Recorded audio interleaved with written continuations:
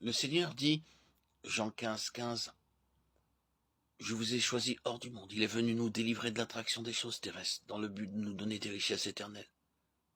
Le Seigneur dit plus loin, je vous ai choisi hors du monde parce que je peux faire de vous mes amis.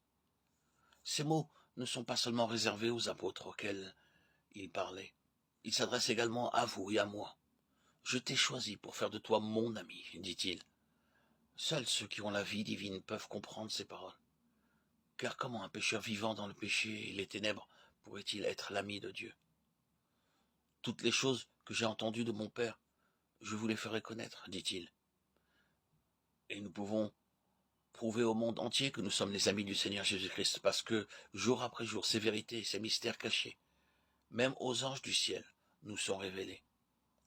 Le Seigneur Jésus-Christ nous enseigne ces choses lorsque nous commençons à marcher avec Dieu.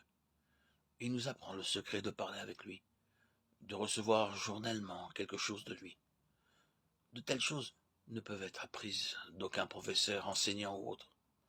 Dans Matthieu 11, 25 et 16, 17, il nous est parlé d'un homme qui a été pendant 3 ans avec le Seigneur Jésus-Christ, qui a vu de nombreux miracles, qu'il a entendu prêcher, qui pouvait dire hardiment « Je connais tout de lui, parce que j'ai été avec lui, parlant avec lui, mangeant avec lui, dormant avec lui. » Mais le Seigneur Jésus-Christ lui dit « Simon, tu connais ces choses non à cause de la chair ou du sang, mais par mon Père céleste qui t'a révélé cela. » Lorsque la vie même de Dieu vient en vous, vous pouvez dire « Maintenant je connais le Seigneur, parce que sa vie même coule en moi,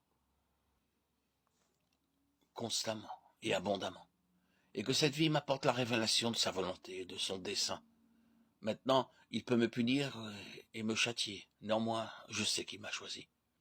Il ne m'a pas choisi pour quelques jours seulement, comme le monde choisit ses favoris. Par exemple, un jeune homme peut épouser une jeune fille, parce qu'il pense qu'il l'aime beaucoup et qu'il ne peut pas vivre sans elle. Cependant, quelques mois plus tard, il regrette son mariage. La pensée de l'homme varie d'une année à l'autre, mais ce n'est pas la manière de Dieu. Lorsque Dieu choisit, il choisit pour l'éternité.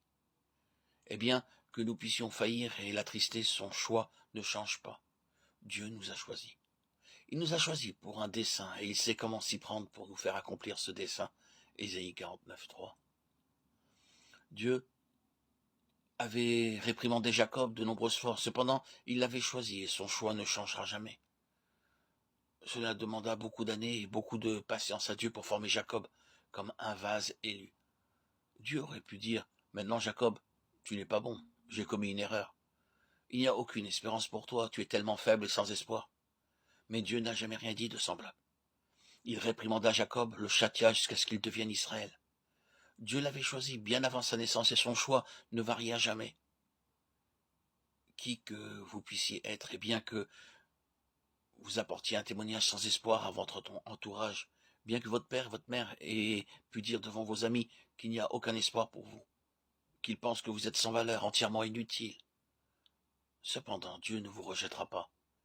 Si vous êtes un véritable croyant, il vous dit encore, mon enfant, je t'ai choisi, bien que tu m'aies affligé et que tu aies failli, néanmoins, je t'ai choisi.